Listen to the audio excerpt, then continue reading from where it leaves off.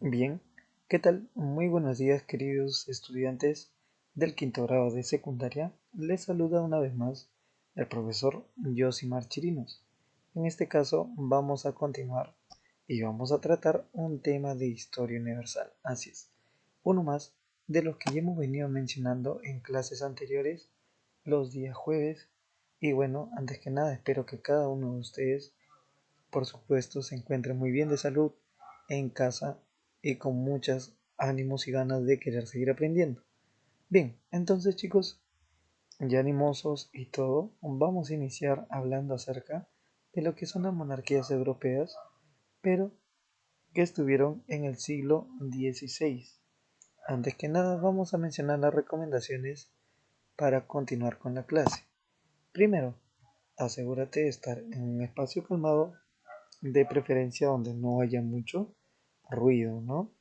Recuerda también mantener un volumen moderado del equipo que utilizas para que de esta forma puedas escuchar mejor la clase.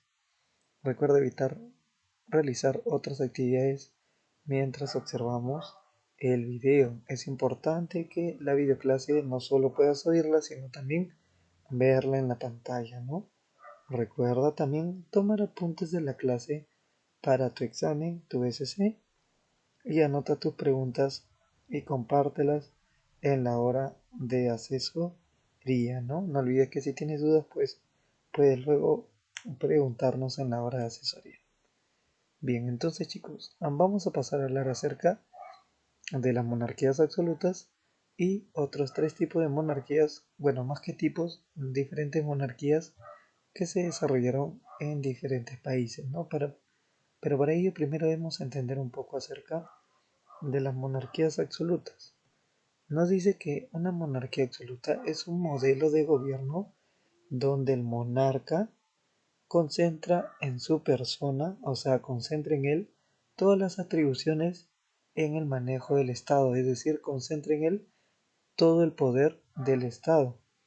Por lo tanto, va a poder dictar leyes, va a poder gravar impuestos, va a poder administrar justicia y va a poder, en ese entonces, en el siglo XVI, nombrar obispos que también tenían un alto cargo, ¿no? Entonces, entre los ideólogos del absolutismo vamos a encontrar a Maquiavelo, Nicolás Maquiavelo, que fue considerado el padre de la ciencia política moderna, ¿no?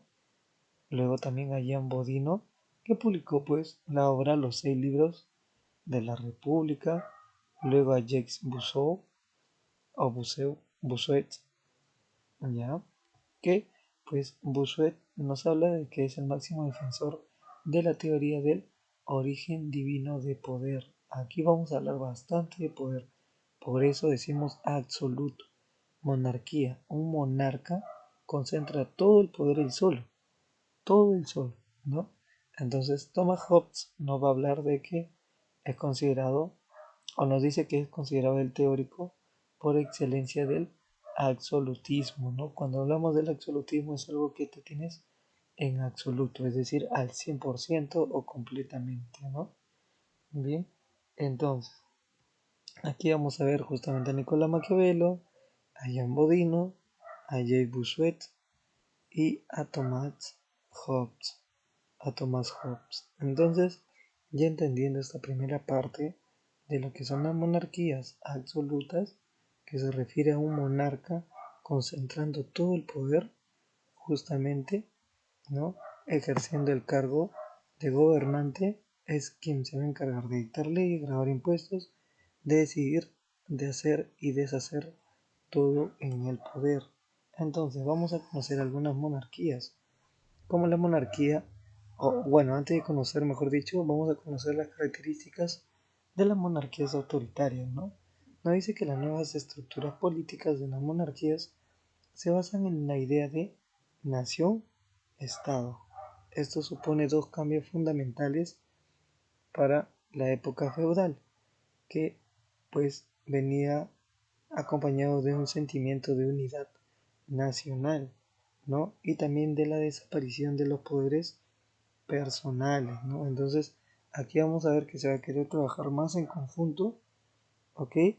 De manera nacional. Y para mantener su poder, La monarquía absolutista nos dice que, o las monarquías autoritarias, pues llevaron a la práctica lo siguiente: la modernización de la administración, la creación de un ejército permanente para así evitar algunas que otras amenazas o futuras guerras civiles, como también la aplicación de un eficaz sistema recaudatorio, ¿no? En el tema económico. Luego tenemos la creación de una diplomacia que siempre también es bueno porque nos ayuda a poder resolver diferentes conflictos de manera diplomática, ¿no? Sin necesidad de ir a las armas, sin necesidad de recurrir a las armas. Entonces, ya entendimos hasta ahí lo que son las monarquías absolutistas, ¿no? O monarquías también llamadas autoritarias. Ya autoritarias porque solamente ellos iban a tener el mando. Bien, entonces aquí tenemos la monarquía española en el siglo XVI. Como antecedentes nos dice que a la muerte de Isabel de Castilla en 1504 se plantearon problemas de sucesión en el reino de Castilla. Le correspondía, por lo tanto, así seguir con el mandato a su hija Juana, ¿no? De Isabel de Castilla.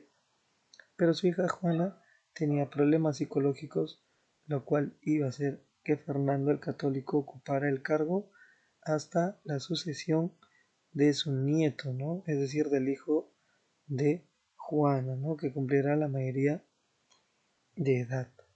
Luego tenemos a Carlos I. Por parte de los abuelos maternos, Isabel y Fernando, Carlos I pues va a recibir territorios, ¿no?